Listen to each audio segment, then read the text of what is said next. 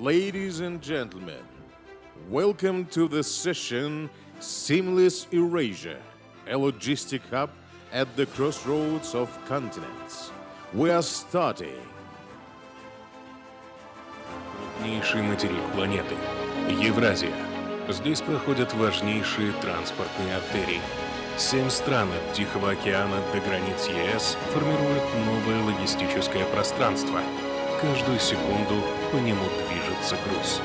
Новый транспортный маршрут Китай-Кыргызстан, Узбекистан раскрывает восточное направление. Мультимодальный терминал Узбекистана – точка сборки и распределения грузов. Казахстан – ключевой узел маршрутов восток-запад и север-юг. 7 автокоридоров, железная дорога, порты Актау и Курык.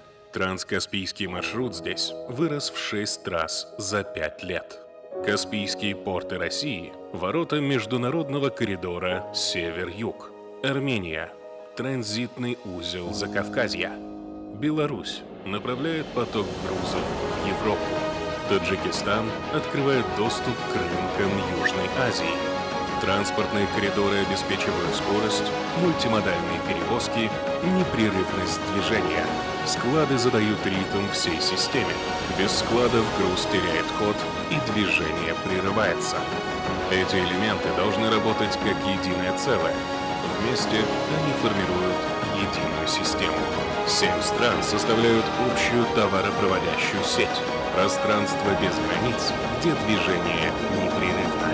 Это и есть бесшовная Евразия. Please welcome participants of this session. His Excellency Jasurbek Churiev, Secretary General, Permanent Secretariat of the Intergovernmental Commission Trosika. Anar Gabdulina, Deputy Chairman, Committee for Roads of the Ministry of Transport of the Republic of Kazakhstan. Sagi Sadikulu, Chief Engineer, Joint Stock Company, National Company Kazavtojol. Alexei Skatin, Vice Chairman of the Management Board, Eurasian Development Bank.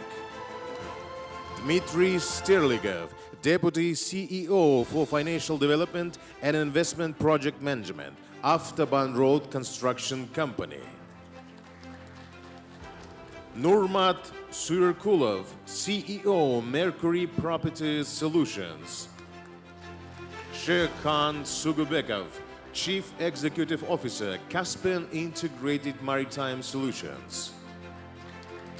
Vadim Zakharenko, General Delegate to Eurasia, International Road Transport Union. The moderator of the session, Mr. Hussein Sayed, Senior Anchor, CNBC Arabia.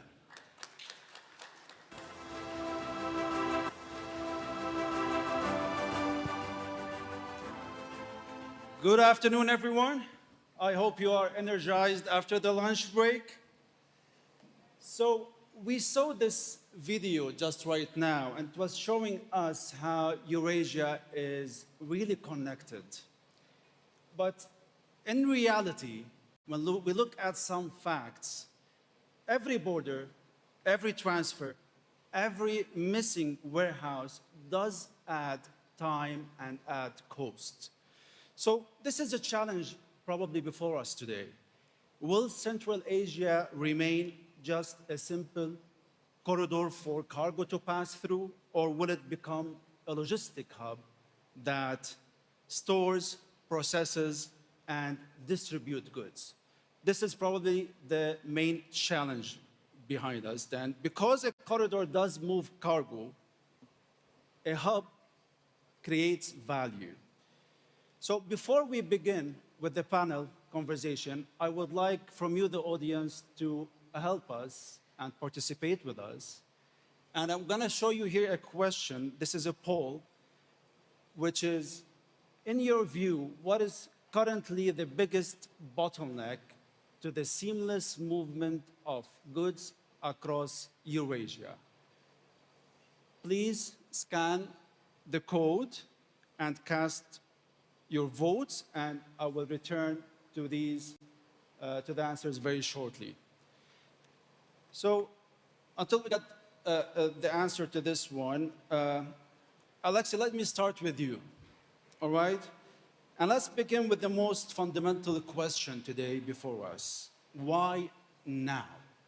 Central Asia, as we know it, geographically, it has not changed. It has still been the same.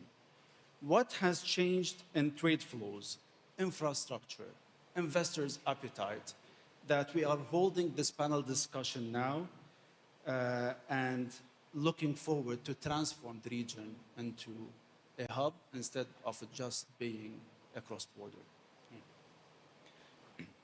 Thank you, Hussein, for your question. So I will switch to Russian just to be sure that the audience is free to hear my speech, okay?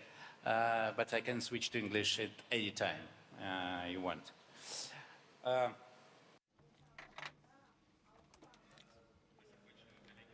Thank you, colleagues, that after meaningful lunch, you returned back here.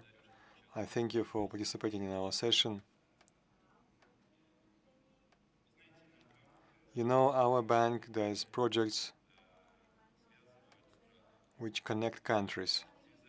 So what can connect more than logistical flows or logistical supply chains?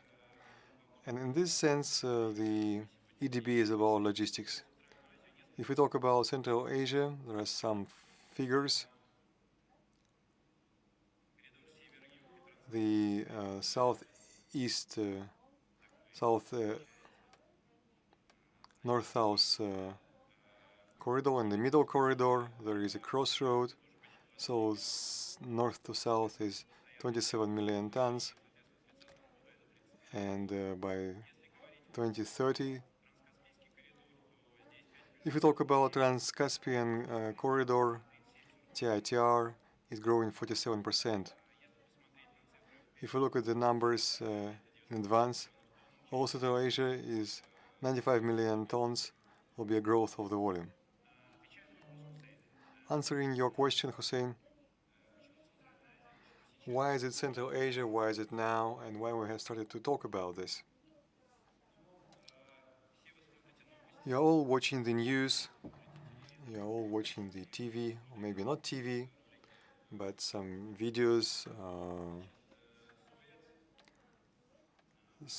Suez and the Armor Strait and other transport arteries makes us think of what kind of transport corridors should be available there. And here it was identified that the south, the land, sometimes it is more reliable to deliver by land rather than by sea. So now the sea is not only a backup, but also could become the main driver.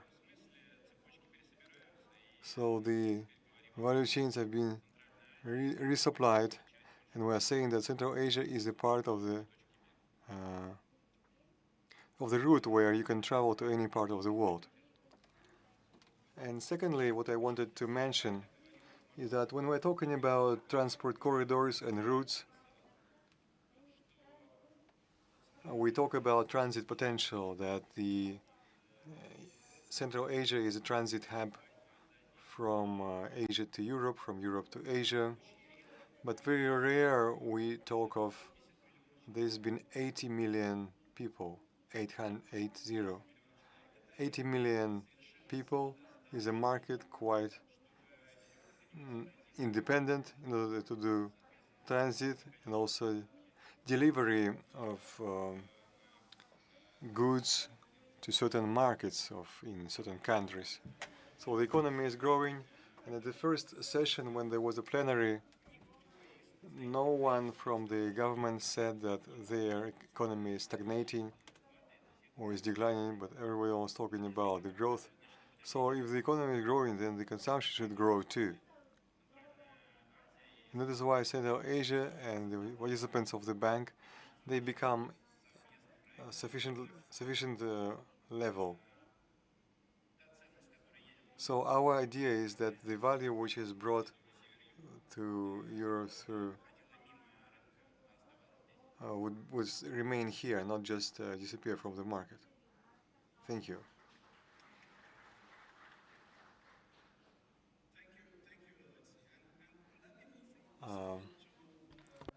Anar. So Alexei has explained to us why the region opportunities is growing today. And let us turn to what Kazakhstan is implementing on the ground. But before that, if we can take a view on the results of the vote that we just had it now. And the question was, in your view, what is currently the biggest bottleneck? And I can see 35%, they do say that slow border procedures and limited digital infrastructure is one of the main bottlenecks. Of course, all of these, they are bottlenecks, but as per the audience, they believe that slow border procedures and limited digital infrastructure is the main one. Second comes the corridor capacity and reliability with 30.4%. So these are very interesting facts on our. What digital solutions today? I just want to make sure that you are hearing me. Yeah? So what are the digital solutions today to address the audience who are concerned about the main bottleneck today? What are the digital solutions today are currently being introduced to solve this issue? Включено, да? Спасибо за вопрос. Thank you for your question. Let me start from the last question about digitalization of roads. As of now, the Ministry of Transport is creating the system of electronic information space where all systems on the railroad industry would be collected. It would be called EJELDAR or EJELDAR, including the system of all our subsidiaries, Kazavtojol and the National Center of Quality, Kasturny, Kazakh Research Institute. And in this database, this is going to be collected and systematized. So which you could use for any roads and autobahns of any level in Kazakhstan. And it has the road profile, any repairs conducted, past or future. Also, there is a public control and the administrative portfolio. So in general, this program is being tested. And after removing all the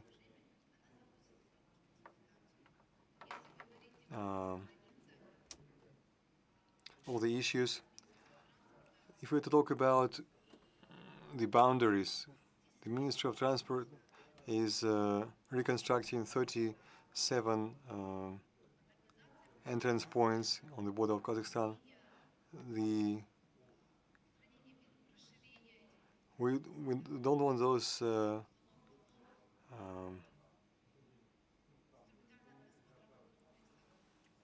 those complexes. So more comfortable service areas are established for the passengers and carriers. That allows us to decrease the queue, the lines, and to increase the transport capacity. Also, the bank is liquidating its narrow places, which allows us to increase the cargo load for the.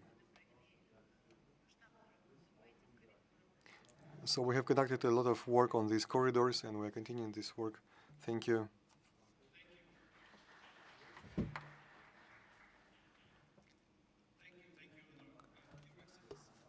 To you. So Kazakhstan, of course, they can work on the infrastructure, they can work on the roads, on the digital systems. But then, if we need to have a seamless logistics hub, it cannot be achieved by one country. So tell us, where Are we seeing countries working together? Where is it lacking? What is needed now? Thank you, Hussein, for the question. If you allow me, I'd like to speak in English. First of all, I'd like to thank the organizers, Yaber, for invitation. I think it's a wonderful event and opportunity to discuss and share opinions and the experience that we all face today. And the simple the questionnaire that we have seen, it's already telling us how much the public and the businesses are aware about the situation and the bottlenecks that we currently experience. Just to complement what Alexei said about the corridors and why today Central Asia is important. Apart from all geopolitical situation which is happening, the middle corridor, or the corridor we call it the Silk Way, right? It was always there. It was the route for trade. It was the truth. It's an opportunity to enter other markets and trade and create in between those markets as well. And the question why, what I would say simply is that because all Central Asian countries are going into the integration. So after the collapse of Soviet Union, what we have experienced, we have seen literally closing of everybody's border. And everybody was concentrated literally on the safety, security, and how to survive independently. So it really took time for many Central Asian countries to come back and realize that without integration, without easier, simplified cross-border opportunities that we have to create, there will not be growth. So the growth will really come on the basis of joint efforts and joint regional cooperation. So I see that this is happening, and in every Central Asian country that we monitor, we discuss, there is these really significant figures in terms of GDP growth, in terms of the population growth, in terms of the investment that are coming to this region. And that, of course, creates value, that creates additional commodities, and it really requires us to look for the new markets. And the new markets for us is we go either way. We go north, south, west, and we want to be able to easily access at a minimum cost to those markets. And for that, of course, the new corridors, the opportunities must be created by government, by regional cooperation, and of course, most importantly, with the developing banks and IFIs. Yeah. And they can really create and help us to associate those desires so that governments not only looking into the, from their own perspective, but really helping, first of all, SMEs who are involved in transportation, and then, of course, bringing into the discussion base the large corporations, because large corporations like DHL, FedEx, UPS, they've been here and they had all the solutions for decades. And we see that even the AI solutions that they have integrated in their own logistics chain and their supply chain, and they have been operating seamlessly without any effort. And you've seen one-day delivery, 24-hour delivery, or 3-day delivery, and it's been in our day-to-day operation for a long time. But when we look at the other elements, we were not able to capture all those elements or integrate into the SMEs. Maybe there's some sort of a conspiracy, I'm sorry to say that, but SMEs are important, so they have to catch up. They are the ones who create value. They are the ones who really push all the economies today. And for that matter, I think from the Trans-Caspian point of view, bringing SMEs into the table on the business console and integrating the IFIs, the development banks, and the digital solutions which are already existent in the market, that would really create a synergy that we can really take the hands on. And this was my follow-up question for you as well when it comes to Traseka. Which areas of cooperation today you are seeing mainly with Traseka and other like development banks, financial institutions, when it comes to digitization? Today we're working with the UN CFAC. This is on a technical basis. It's unified documentation for the manifestation, for the the exchange of documents and data between the carriers as well as the governments who are there. But on the political side, Trasica is a platform. For now, it's 14 countries literally pledged by the multilateral agreement where we all have agreed on the harmonization, on the digitalization, on the green transport, and of course the simplification of procedures that really can help trade between these countries easily.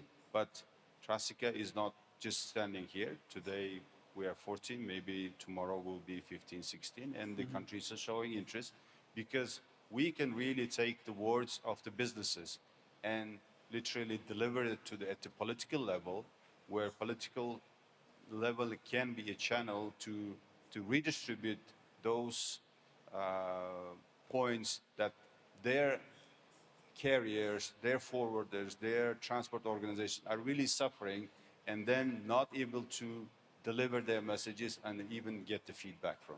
So not only on a national basis, but on the multinational basis, the platform is available and it can really help businesses to tackle all those issues. Thank you, Your Excellency. Thank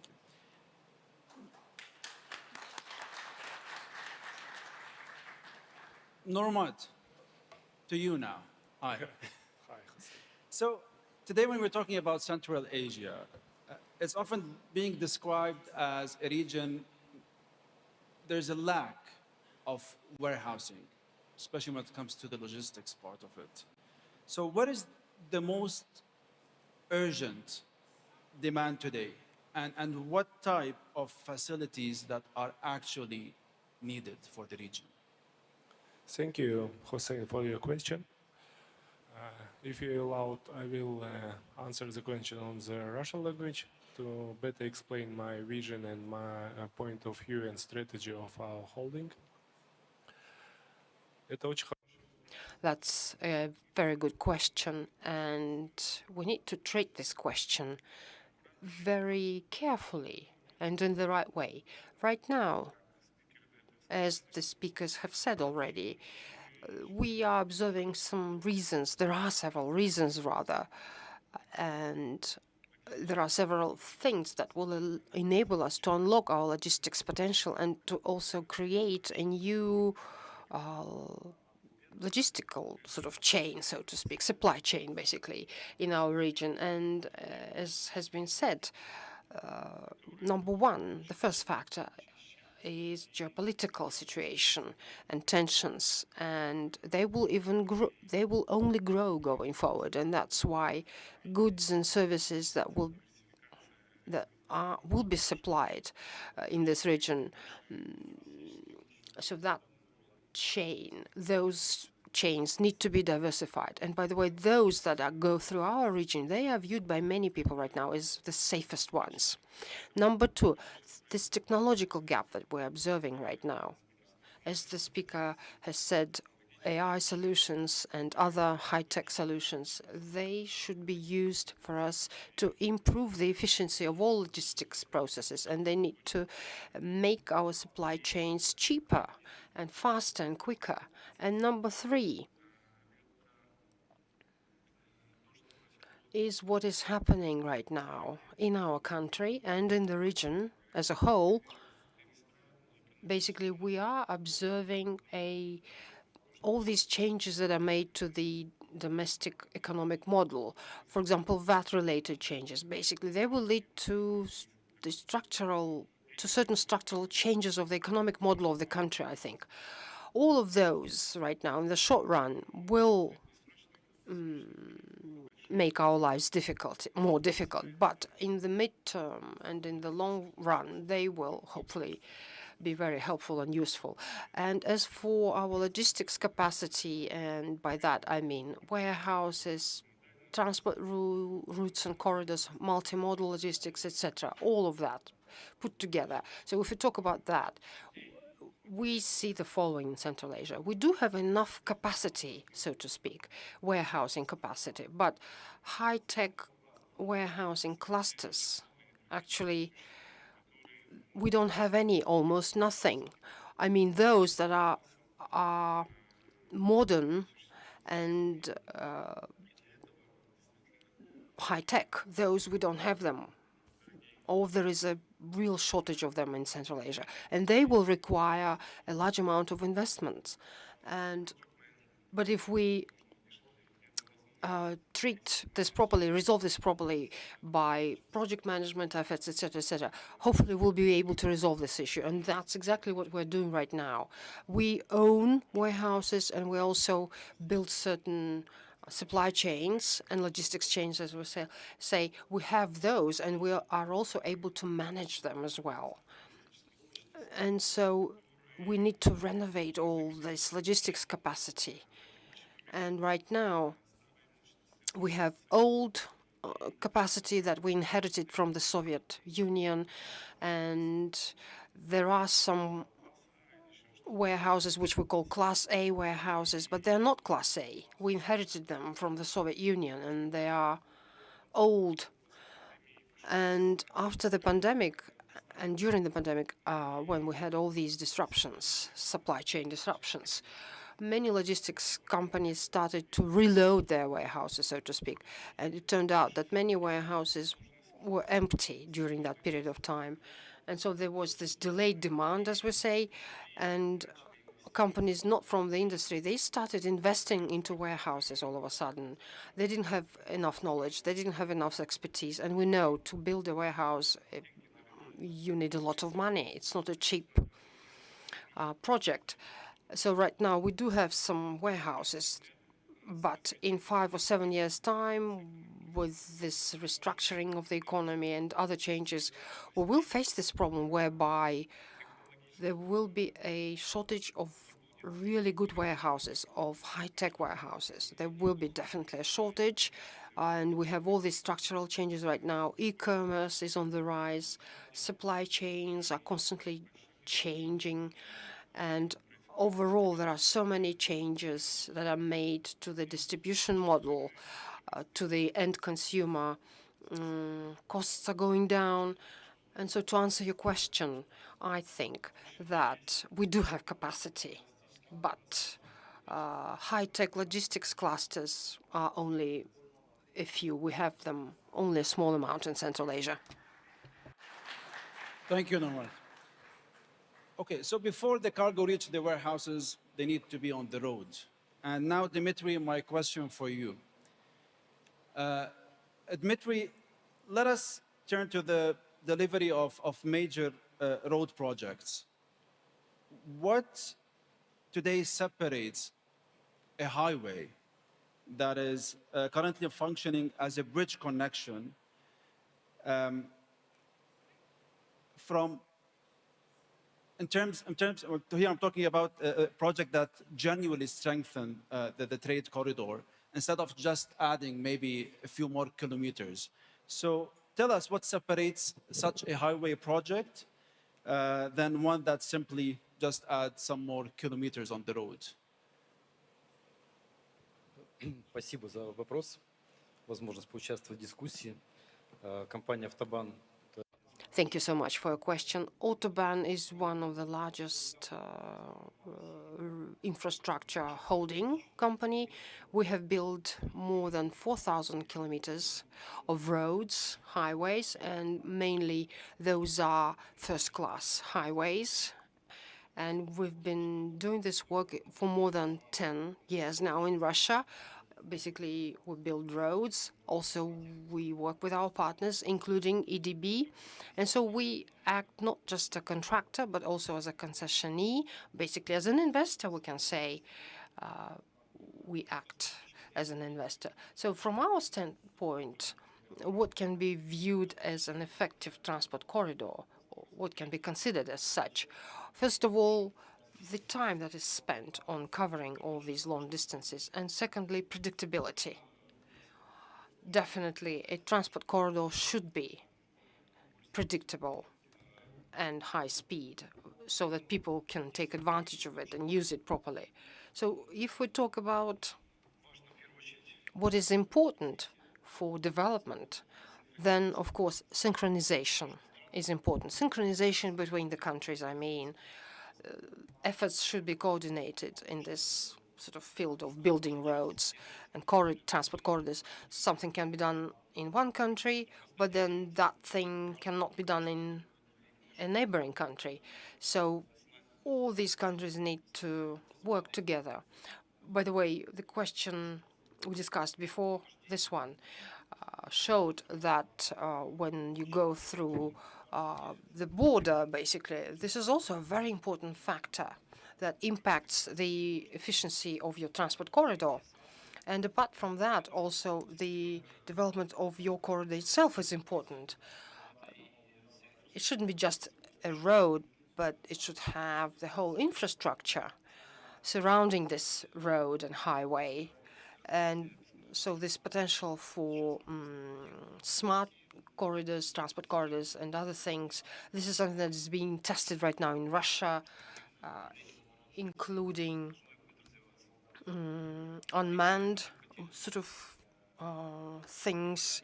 And number three, servicing of these highways. It's important to have the infrastructure, of course, but you need to maintain this infrastructure properly, and that costs a lot of money. That requires your attention, but this is something you do need to do to ensure the predictability of your trade transport corridor.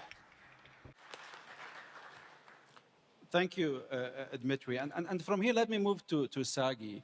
And Sagi, so Dmitry just spoke about roads now.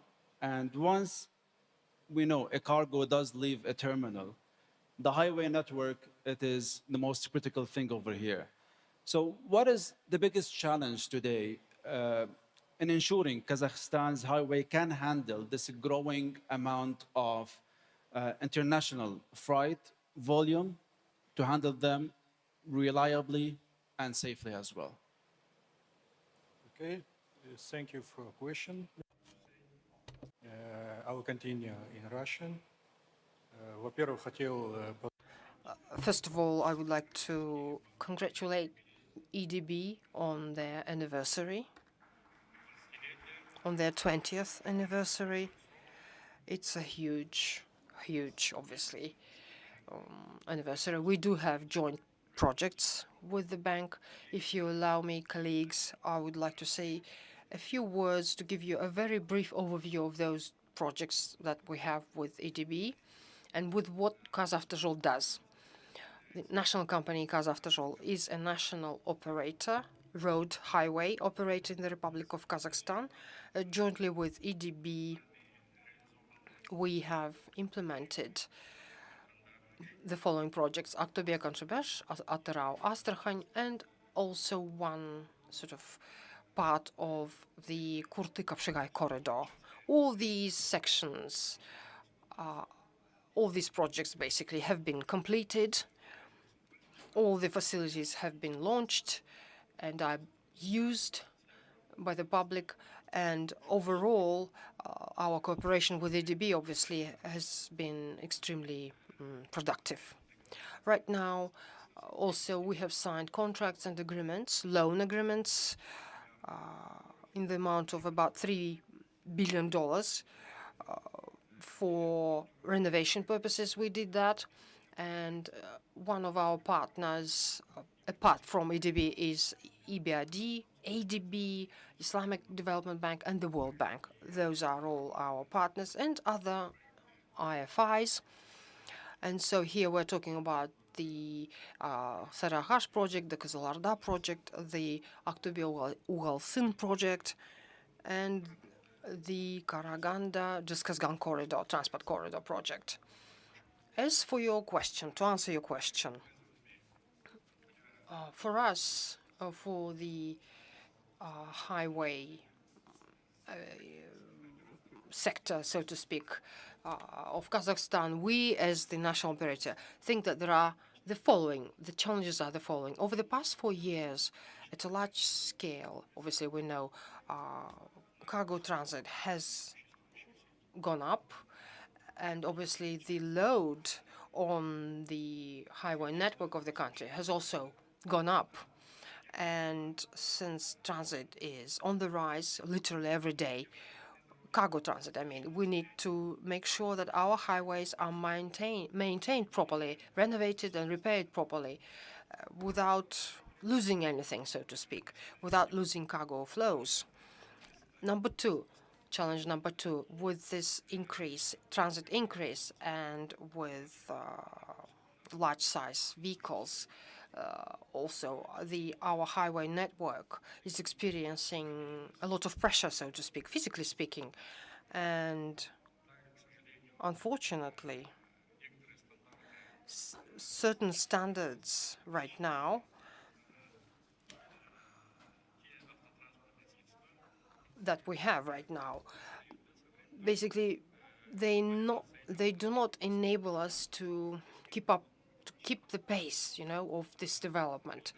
And right now, those standards are not relevant anymore. And talking about manufacturers in Russia, in China, and even inside Kazakhstan, they start making trucks that can handle heavier loads, and basically our highways are not able, so to speak, to handle those loads. And that is a challenge that we need to resolve, and we're working on that. So that's challenge number two. And challenge number three, since we are the national operator, we need to resolve the following problem. Money that we receive need to cover our costs 100%, maintenance costs as well, so as for us to be able to cover those borrowing costs that we incur when implementing these projects, basically. And I need to be honest with you. Again, we're working on this, but we do have some so-called problematic sections, Western Europe, Western China, southern part of the country. Actually, they are able to cover their costs. So those are not problematic, or rather successful sort of successful examples of success stories. And so we reallocate those monies, those funds, to the northern part, because they're not able to cover their costs. So those are briefly our challenges. Thank you. Shirkhan, and I will get back to you, but because I know Anarshi will be leaving now, so I have to add this for her one question, because she's running late on a flight. Anar, so you heard Sagi. They had a lot of challenges, especially when it comes to bottlenecks on the roads. As a ministry, what are you doing today to help sort out these challenges?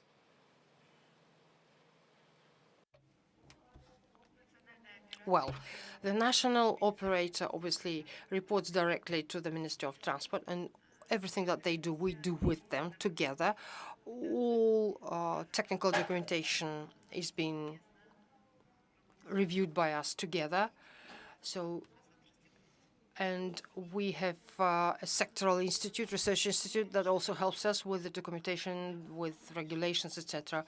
And so we're basically resolving all these problems step by step, gradually. For example, last year, we were able to complete 13,000 kilometers, thanks to the national operator and local authorities. But what I want to say is that they always have our support. And obviously, we are the ones that are interested in the development of infrastructure. Obviously, we're the first agency. Thank you, Anar. I know you have to leave us now. Yeah. You want to leave? Okay. Let's give her a big round of applause. So thank you.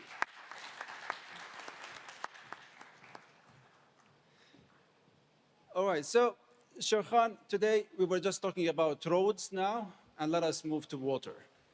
All right, and one of the most important connections, as we know today in the region here, is the Caspian Sea. So the first question that came to my mind before I came to this panel is the Caspian Sea today functioning as a bridge connecting these corridors, or does it remain one of the major bottlenecks to connecting the region? Thank you, Mr. Hussein, for your interesting question. If you allow me, let me give answers in Russian. Yeah. В первую очередь, First of all, I'd like to thank for the opportunity to participate in today's forum, which was wonderfully organized, and I'd like to congratulate EDB with its big anniversary, with this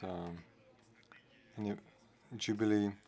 And in your new strategy, transport and logistics, we're going to pay a lot of attention to this area, and we hope to cooperate in the future because we have a lot of projects. The question of our moderator, yes, the Caspian Sea is quite a sensitive region with, from transport and logistics perspective. We, as the maritime company, our objective is to connect the dry and sea systems, both railroad and road systems. So we're applying all efforts for Caspian Sea not to be the bottleneck, because we believe that it becomes a bridge connecting and being the integrated to large international routes such as the Middle Corridor and North-South. The ports have been developed as well as the shipping, but the infrastructure now is sufficient to provide for the needs of the system. As my colleagues have previously said, the transport industry has the same problems. First of all, it's synchronizing, coordinating efforts, and it could be also applied to our maritime transport systems. In order for the Caspian Sea to become the bridge, we need to work on the reliability of this system, for it to be reliable, predictable, and for that we need to work on the operative efficiency of our ports, of our ships. And that should be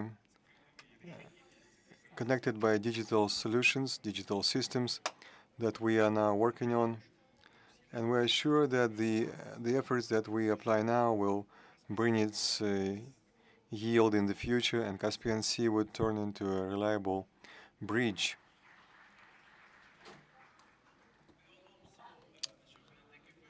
Vadim, let me move to you now. And you heard the conversation about the roads, infrastructures, probably what is needed today. But Vadim, even if we have the best roads and the best infrastructure, this cannot guarantee seamless movement of goods. And I think you know that very well. So, Vadim, today, what is the biggest constraint when it comes to moving goods? Is it insufficient physical infrastructure, or is it the rules and procedures that are being put on the borders? Thank you, Hussein, for your question. Good afternoon to everyone. But before I respond to a question, please allow me to join the colleagues and thank the esteemed host, the Eurasian Development Bank, for organizing this very timely discussion and inviting us. Also, on behalf of IRU, the World Road Transport Organization, please allow me to extend our sincere congratulations as you celebrate 20th anniversary this year. But back to a question. I represent the World Road Transport Organization, and of course, connectivity and investment go for us hand in hand. And therefore, effective transport investment for us is not limited to infrastructure. It must also consider how infrastructure connects to wider networks, and what is more important, how it is used by people and businesses. We may have fantastic roads, but if they are just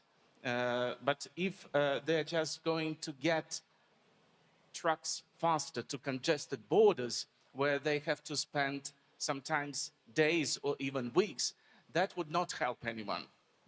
Therefore, from operational perspective, the success in commercial road transport is defined by efficiency and resilience. And both clearly point to the need for a holistic approach. Therefore, any investment decision must take into consideration both hard infrastructure and soft connectivity. With this in mind, we clearly see very important three key success factors. First of all, the use of international standards. Incorporating international standards into the investment projects, investment transport projects at the very beginning is crucial to fostering efficient and resilient transport operations.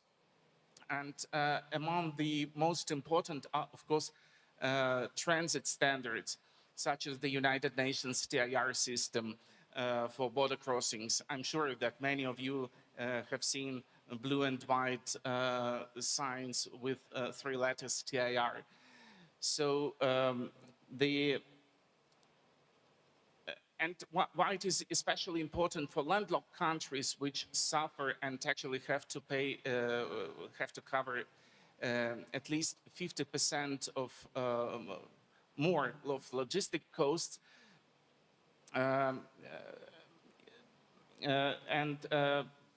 therefore these international standards allow to reduce non-tariff barriers and therefore bolster their economies. As an example, the Central Asian countries' freight volumes climbed 60% and in Europe 68% after the countries acceded to the TIR convention. The second success factor is ensure intermodality. All modes of transport must work together to ensure cost-effective and resilient transport operations. Road transport, of course, offers door-to-door solutions, but at the same time, it is also the glue that connects other transport modes.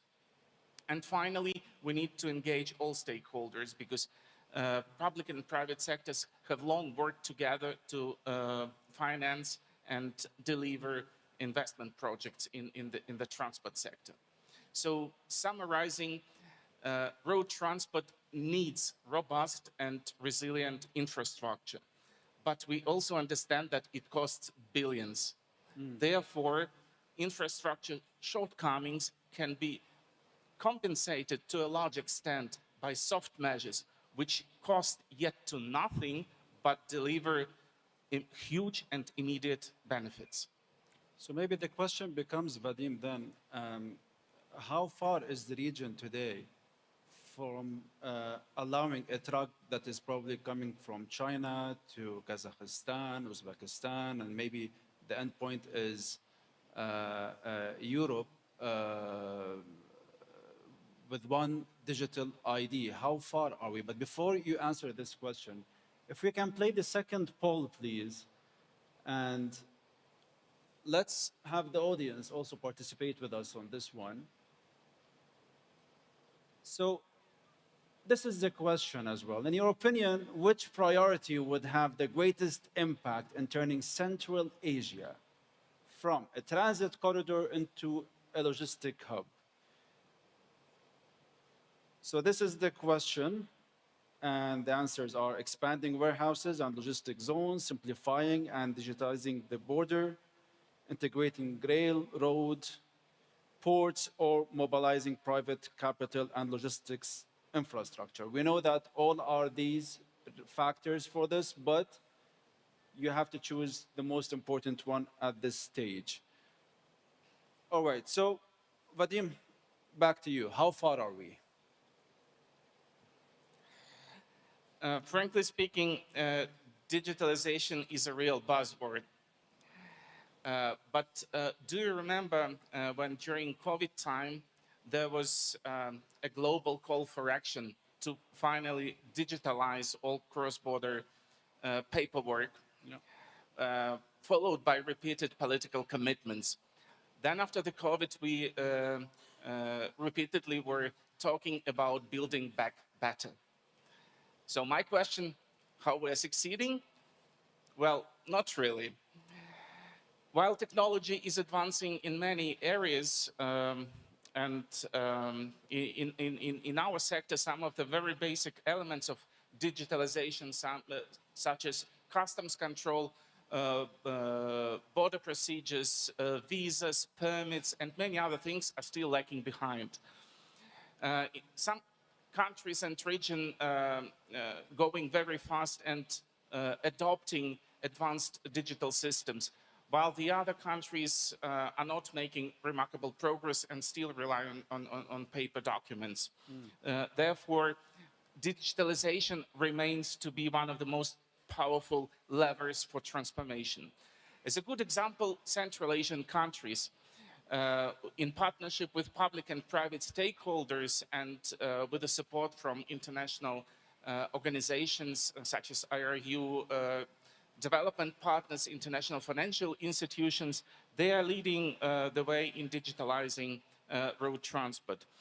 And some of the countries really at the forefront innovation,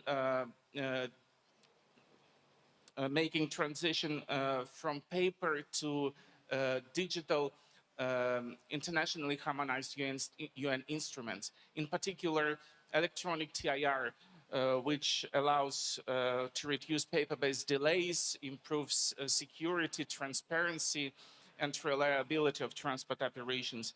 With the first electronic TIR operations already conducted between Tajikistan and Kyrgyzstan, with more in the pipeline with neighboring countries, we really see that this region is set to be and launch the first fully operational E-tier transport corridors. And I'm sure that this region will also be among the first to adopt another UN internationally harmonized standard, which is electronic consignment note. All right, very interesting. Thank you, Vadim. Can we please play the results of the poll and see what the audience are thinking?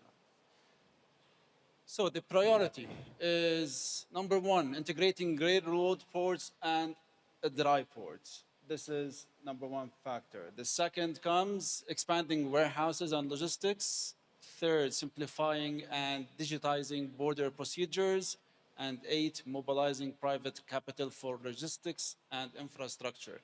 I mean, could it show us that there is enough capital and people are not worried about capital being mobilized for the private sector? I will get back to Alexei with this question later. But Your Excellency, let me get back to you as well now. So in terms of practical steps Traseka is taking today to ensure the interoperability of transport, customs, and Vadim, he touched on several points. So what are the practical steps that you are taking today?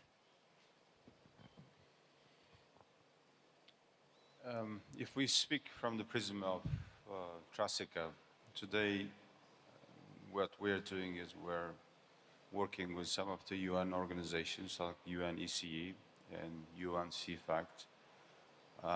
And some of the organizations or on the national level who have already implemented digital solutions, say in an example of Uzbekistan. So there is an e-permit with electronic permit solution which has started working with Turkey, with Azerbaijan, and soon with Kazakhstan, Tajikistan, Kyrgyzstan. And the permit solution really literally eliminates all the paperwork, unnecessary paperwork, which has been really abundant. And Traseka is looking to take that same solution and offering to other nations so that at least on the permits level, that goes on the digital basis. So how it works, it usually electronic permits go into the border crossing session, and any truck, any freight forwarder who's passing through the border cross they will be having their already issued permissions and no necessity to wait or providing, additional documents to the Ministry of Transport or ECMR, which is the another element that needs to be provided, and so on.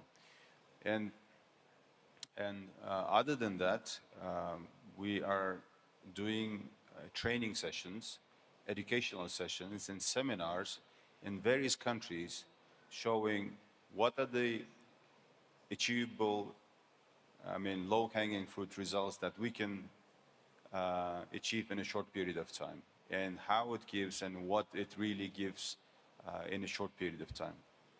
Other than that, we are also working with the World Bank, where we are developing the efficient index. So all countries, they provide data on different standards, and their data does not necessarily match what is perceived to be the right from the other nations. So when you estimate the transit time, for instance, from China to Europe, today we see a lot of analysis. One say it's already it's taking 60 days, but sometimes we achieve 15 to 18 days as well. But the best target, of course, is to diminish it and lower it to the 15-day transit time.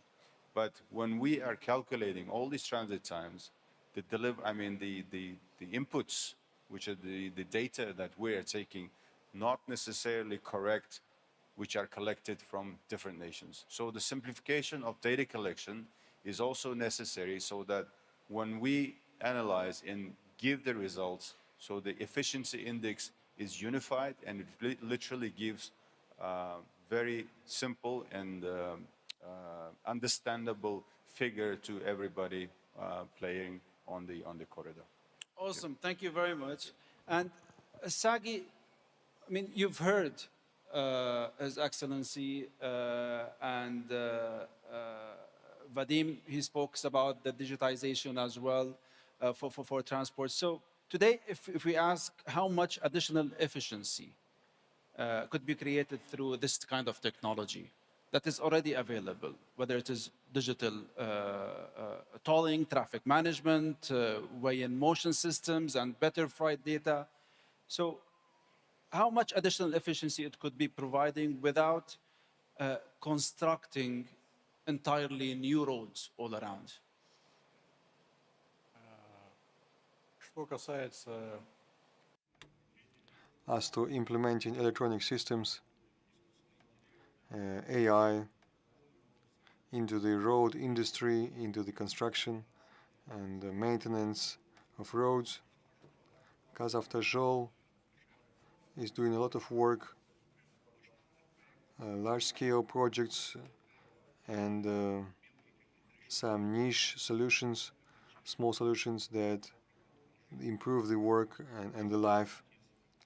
If you were to start with large-scale, currently we are implementing the so-called IC systems, which are automated systems of measuring traffic, because the overloads that we have been mentioning before, in order to identify these bottlenecks and then to discipline the road users and carriers, and so that this won't impact the loss of transit.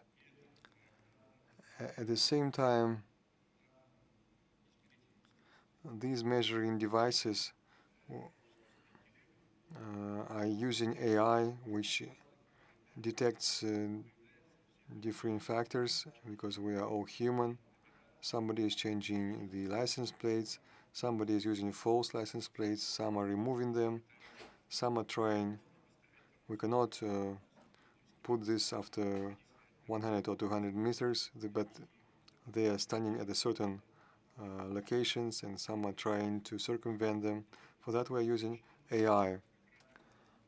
As I know has mentioned before, we are implementing the system Yezhilduri, electronic system, where we collect all the data on the roads and the crossing points in Kazakhstan, its current conditions. And using your own example, I'd like to share that the department that I was heading before, we have implemented a simple solution which we are all using.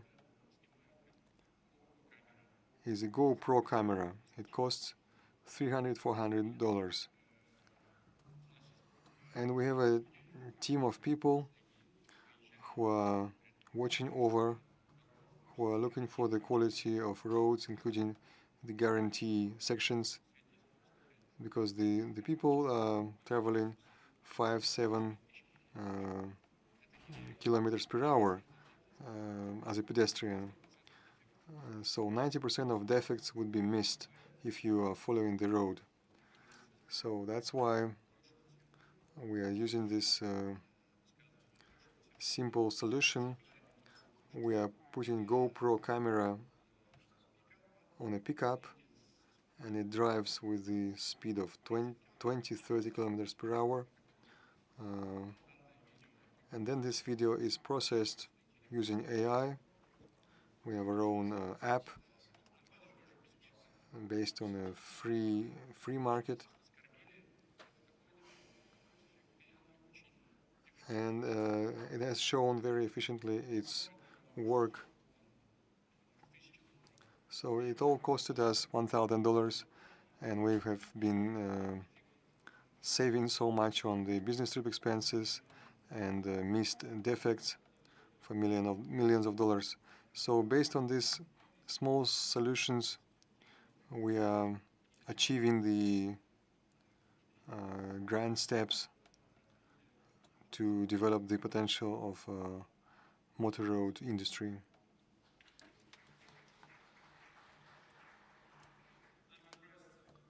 Sagi, Can we please go back to show the results of the poll? On the question, which priority have the greatest impact in turning Central Asia from transit corridor into logistic hub? And we found that people are looking for integrating railroads, ports, and dry ports. And second comes expanding warehouses and logistics zones. Alexei, if you today have $10 billion and you need to be deploying here, how would you go about this?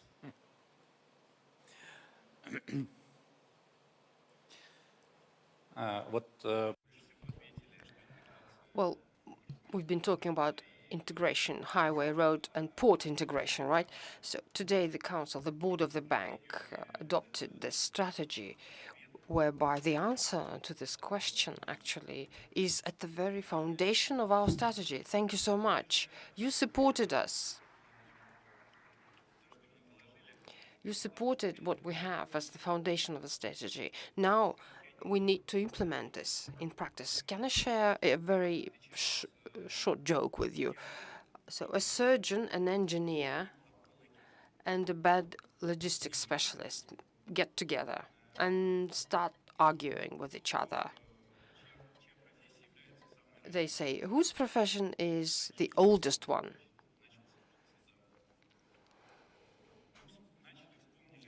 So they decided to refer to the Bible, and the surgeon says, well, using Adam's rib, you know, everything was made, including Eve.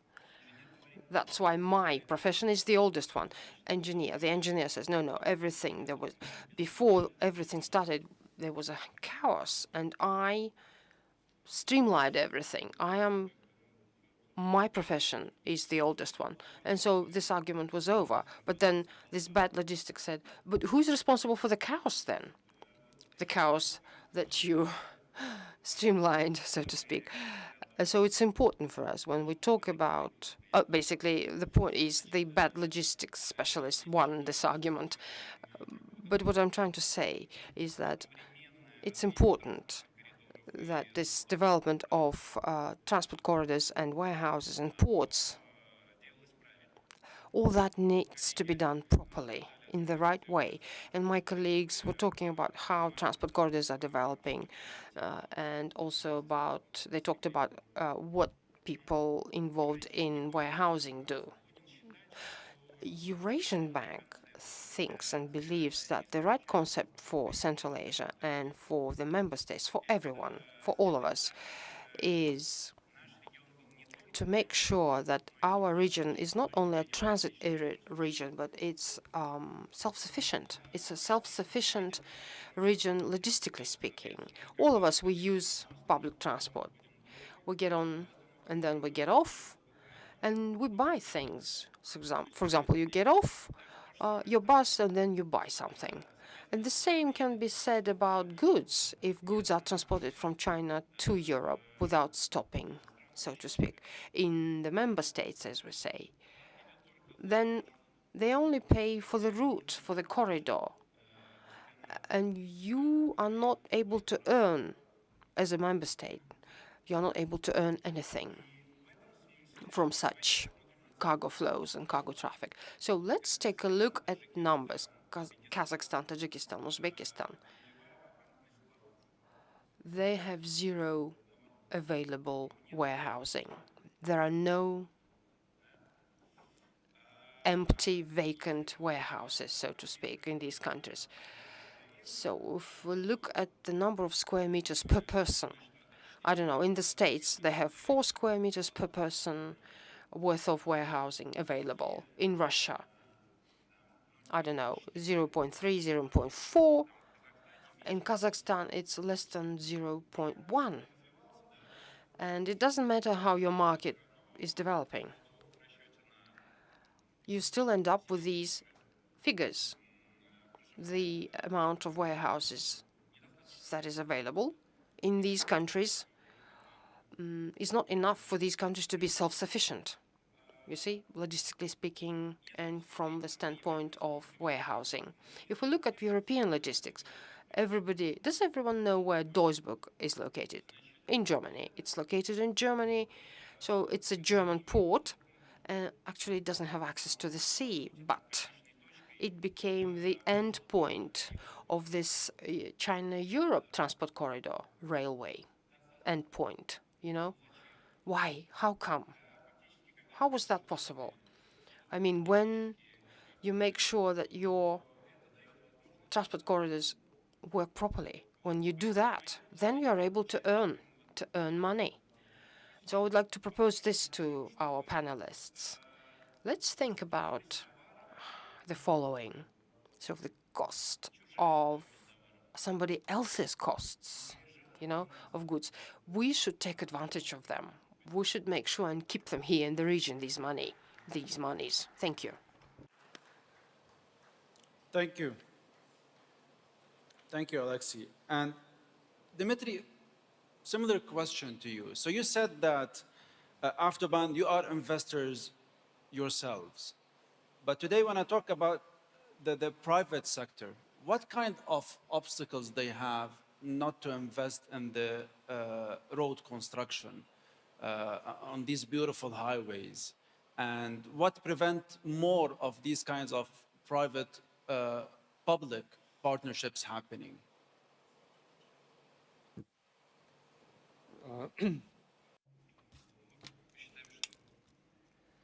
We believe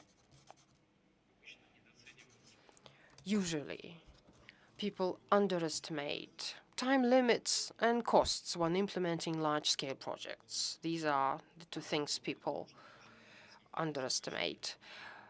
And so based on our experience, actually, we are able to take care of these things, given that we have proper teams, engineering, logistics, other. We can actually shorten these time limits by 2 or 3 times. When implementing projects also, I think the demand for these corridors is also important. And I would also pay a lot of attention to marketing efforts and to this client journey factor thing. I mean, all these can impact the end demand, and this will ensure how profitable your project will be. And so for such projects, obviously, it's important to ensure that investors generate profit. As for attracting investments in projects generally, there are certain trends that we're observing right now, this regionalization trend, as we say, but with development banks, I think with their support, this obstacle can be overcome, I believe. And overall, despite high rates and despite money being expensive, all these can be overcome, I think. Dmitry, can you just give me an idea for somebody who comes from an investment background? Investors, what kind of returns they might expect from such kind of investments? Ну, мы, конечно, ожидаем предсказуемых. Well, obviously, the first thing that we expect, obviously, predictability and return on investment is something that we expect. This is my sort of general answer to a question, not detailed answer. Okay. No worries. Normat, let me go back to you and talk about automation, warehouse management systems, integrating 3PL and 4PL services. How can they reduce the time, the cost of moving goods? And let's try to expand from being in one country to several countries to a region. Thank you, Hussein, for this question. Digitalization and the warehouse management system, order management system, transportation management system, it is not working separate of warehouse. It's working in complexity. For example, I can tell in Russian too. Смотрите, да, вот. So I'll give you one example. We are gathered today from all sorts of industries, from the public sector, from the private sector. We represent transport, logistics, etc.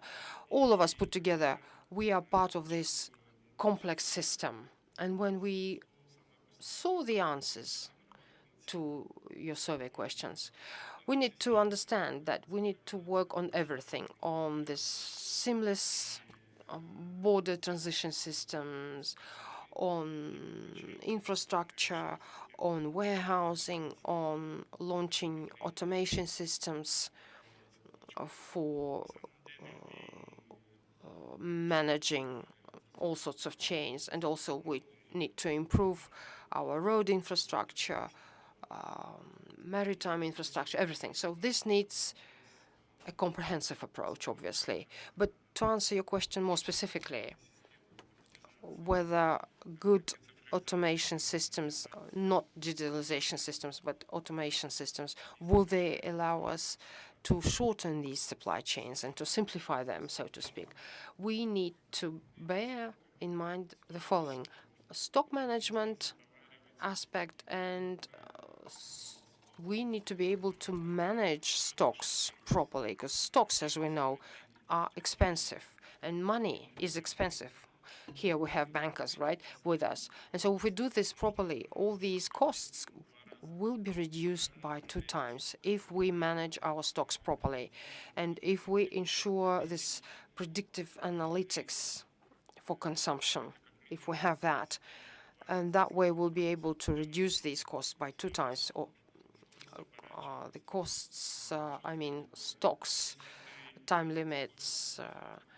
If your chain is fully automated, I'm sure you can reduce your costs by 2 times.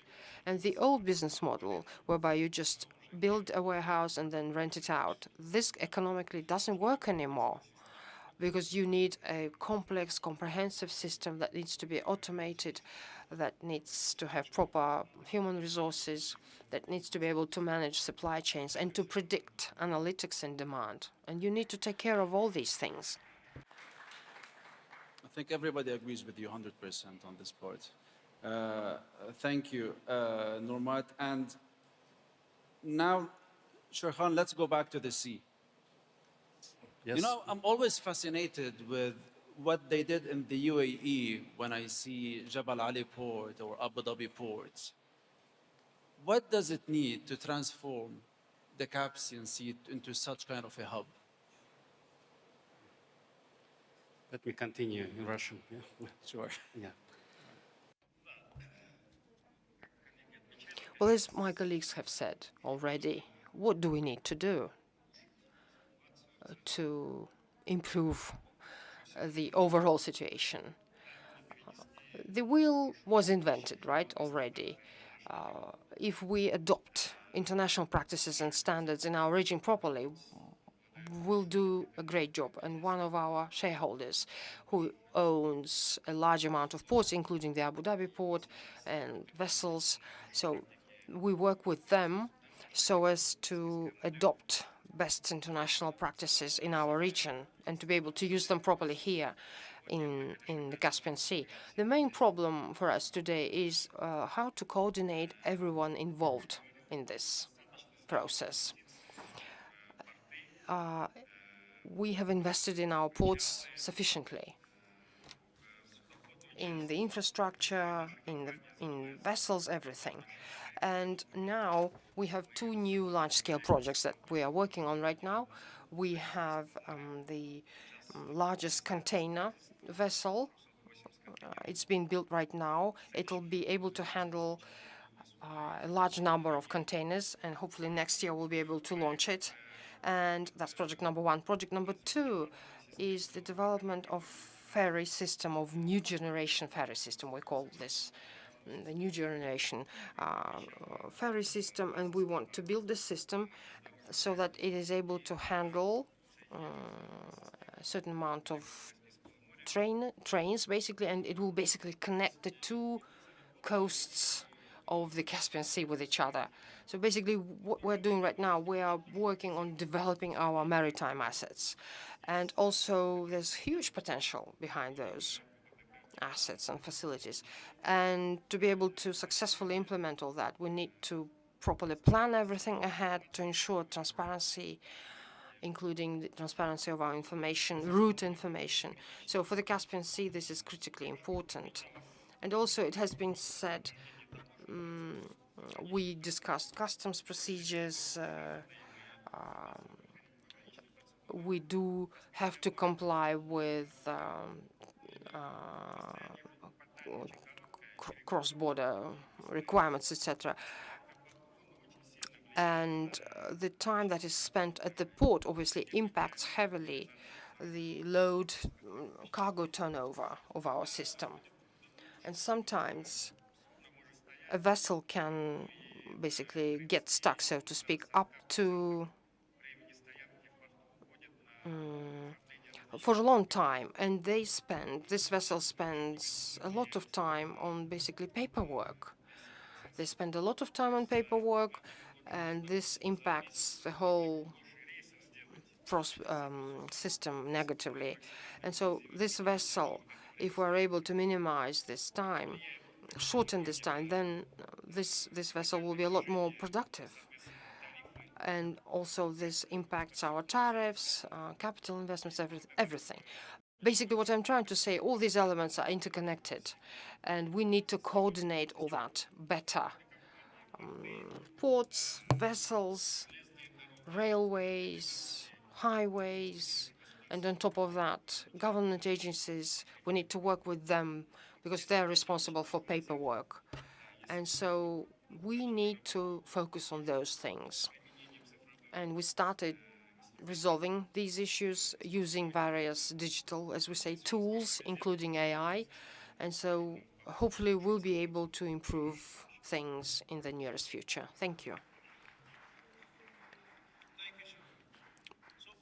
I think we heard it all, from the challenges to the requirements to the needs and how to fix things. But if Central Asian governments went to you and asked you in the next 24 hours, we can implement one reform, one only, which one would you choose now? That would be an ideal scenario. we know that, and it is not a secret, that at least 50% out of total transit time we lose at the borders. And in my previous statements, I already mentioned that actually solutions exist. With internationally harmonized instrument and digitalization tools, we can really enhance transport and transit potential and mitigate these bottlenecks. So these solutions do exist. What the governments need is just to take them and make full use of them. From our side, from the side of the private sector, we are ready. But in many situations, political will is all we need. That's true. Thank you, Vadim. All right, so I think we still have a few minutes. So let me end it with a common question to all of the speakers. If we sit again on the 26th of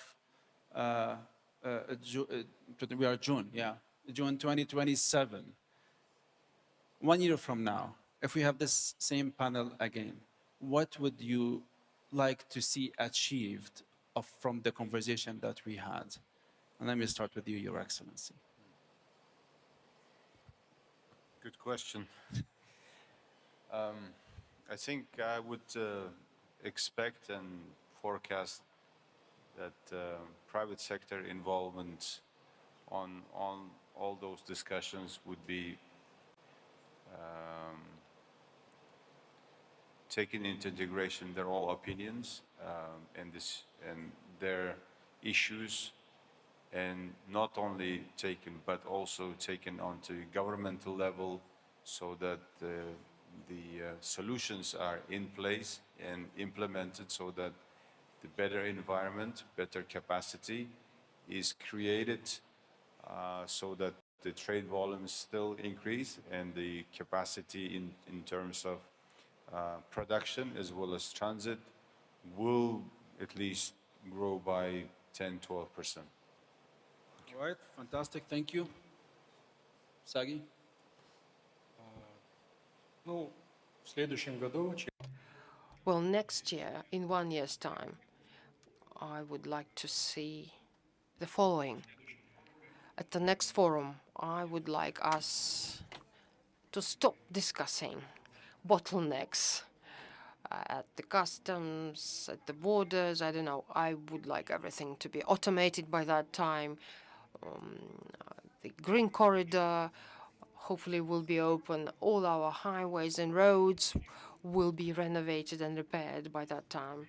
And over a short period of time, and the transit time is reduced significantly. And as Alexei has said, and he was right actually, we shouldn't be just a transit country. We need to start making value-added goods ourselves, and we need to be able to export them, all these goods, and hopefully trade turnover will be on the rise by then. Alex. Mr. Hussein, I'd like to thank you for moderating this session. I have an impression that CNBC Arabia talks about logistics more than about other issues. I thank you for having our panel. We have a very simple goal. After 1 year, we'd like to raise projects for $1 billion based on this concept of roads plus warehouses.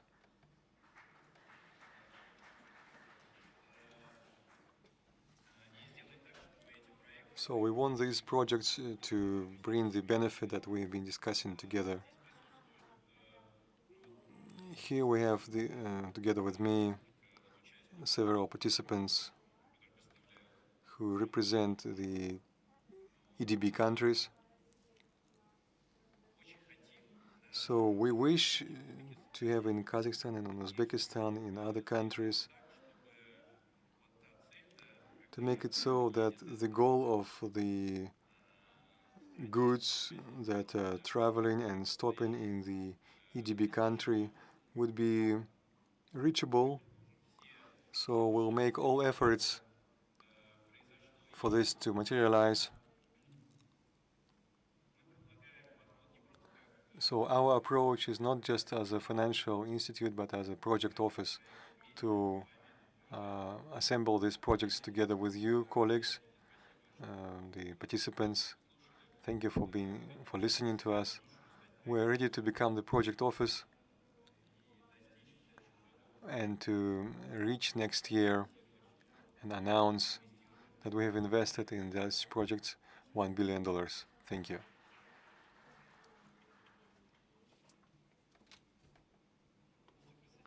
I'm fully supportive to Alexei.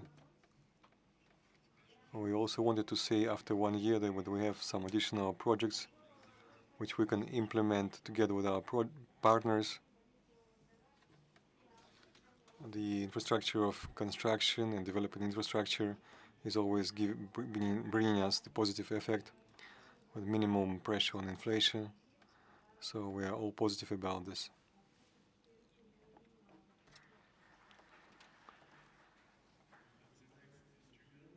27, I think maybe it is an ambitious goal, but our common result, it has to be increasing of GDP of Kazakhstan, and from the logistics industry more than, maybe ambitious, more than 3 or 5%. It has to be our job, and it has to be a common result of all of us. Thank you. Thank you.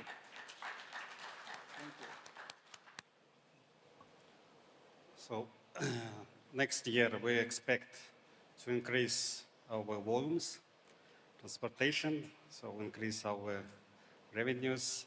But the main is we will not ask anymore about bottleneck, and this Trans-Caspian route will become really a reliable bridge for transit cargo and for export and import cargo in the region. So we believe, yeah. Hopeful. Thank you.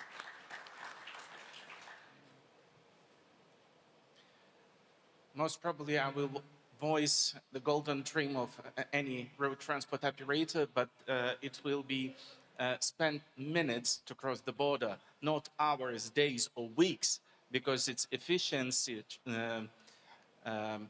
costs for the end consumer, and sustainability. Thank you, Vadim.